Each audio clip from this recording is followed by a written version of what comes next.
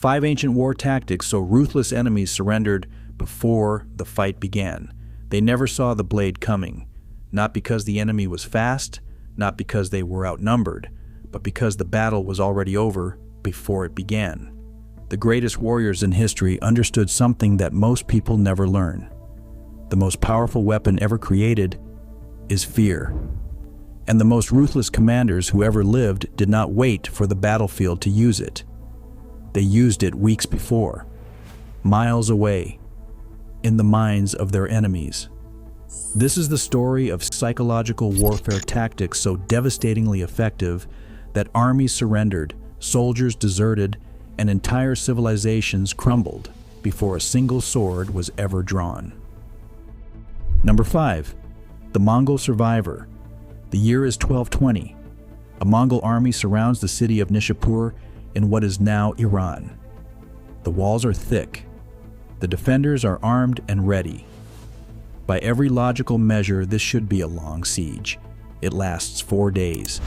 The real weapon was not the Mongol cavalry.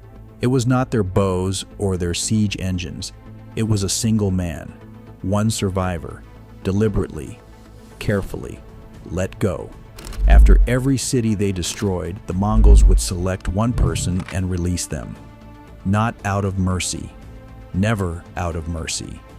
These survivors were weapons, human weapons, sent to the next city carrying something more devastating than any arrow. They carried the story. By the time the Mongol army reached the next city, the defenders already knew. Cities that could have held out for months opened their gates within hours.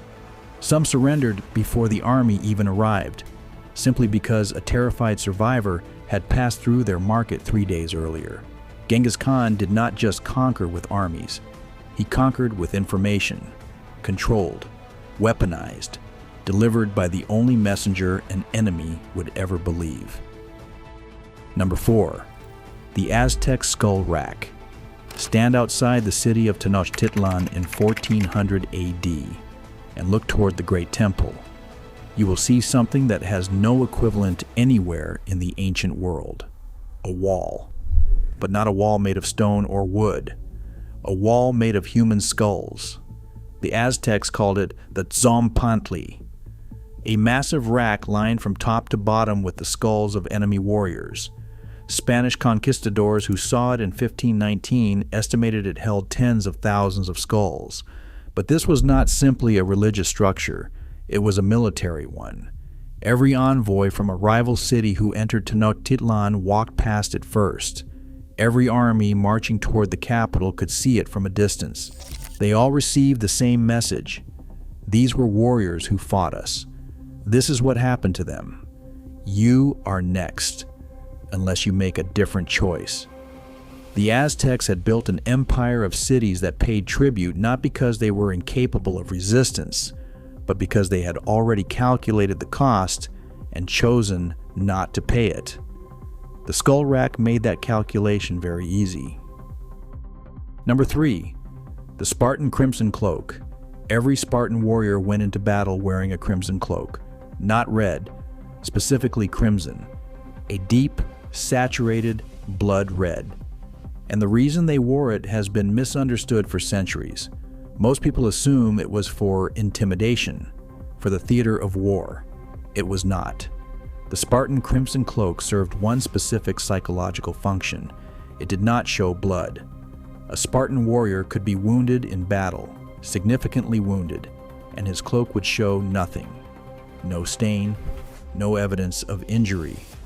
To the enemy watching from across the field, the Spartans appeared to bleed without consequence, as if they felt nothing, as if they could not be hurt. The enemy saw men who had been fighting for an hour and showed no sign of it. No pale faces, no trembling hands, just crimson cloaks moving forward, unhurried, in perfect formation. Plutarch records that enemies would sometimes break before the Spartans even reached them. Not because of what the Spartans did, because of what they did not show. The crimson cloak was not a uniform. It was a lie.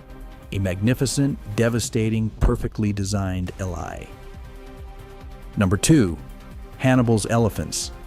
In 218 BC, Hannibal Barca crosses the Alps with 37 war elephants. By the time he reaches Italy, most are dead or dying. The ones that survive are exhausted and underfed. It does not matter. Hannibal never needed the elephants to win battles. He needed them to win minds. The Roman soldiers who faced him had never seen a war elephant in their lives. The elephant stands 4 meters tall. It weighs 5 tons. When it charges, the ground shakes. When it screams, the sound is unlike anything a human voice can produce. The Roman horses, trained for years in military discipline, took one look and became uncontrollable. The Roman cavalry simply ceased to function. The psychological damage was permanent. For the next 15 years, the word elephants in connection with Hannibal caused a particular dread in Roman military planning. Commanders who had never even seen one factored them into their strategies. Hannibal used 37 exhausted animals to install a fear response that shaped Roman military thinking for a generation. That is not a cavalry tactic. That is psychological engineering. Number 1. The Byzantine War Orchestra. It is the year 900 AD. A Byzantine army stands 500 meters from its enemy, and then the Byzantines do something no enemy army is ever fully prepared for. They begin to play, not music, as we understand it. The Byzantine military orchestra was a precisely constructed acoustic weapon, enormous drums beaten in coordinated patterns, brass instruments producing sustained, piercing tones, metal rattles creating a continuous hiss beneath everything else, and underneath all of it, the low, constant thunder of thousands of armored men moving in formation. The Byzantines understood that sustained low-frequency percussion causes a physical stress response in the human body, that unpredictable rhythms disrupt concentration and decision-making, that when an enemy army cannot hear its own commanders, that army becomes something very close to a mob. The orchestra was not played at the beginning of battle. It was played before. During the long minutes when two armies face each other across an open field, and every soldier on both sides is making private calculations about survival. The Byzantines filled that silence with sound engineered to make rational thought progressively more difficult. Byzantine military manuals, which survive to this day, contain specific instructions on timing, tempo, and instrument combinations at each stage of approach. This was not tradition. This was doctrine, written down, studied, and refined over centuries. The Byzantine Empire lasted 1,100 years, the longest surviving empire in the history of the Western world, and one of its most underestimated weapons was never a sword, a spear, or a siege engine. It was sound. These 6 civilizations were separated by thousands of miles and thousands of years. They spoke different languages. They worshipped different gods, but they all understood the same thing. The most dangerous battlefield is not the one beneath your feet. It is the one inside your enemy's mind. And the commander who conquers that battlefield first has already won the war. The sword comes second. It always has. Subscribe so you never miss the next one. And if you enjoyed this video, please hit the like button. It takes 1 second and it means everything to this channel.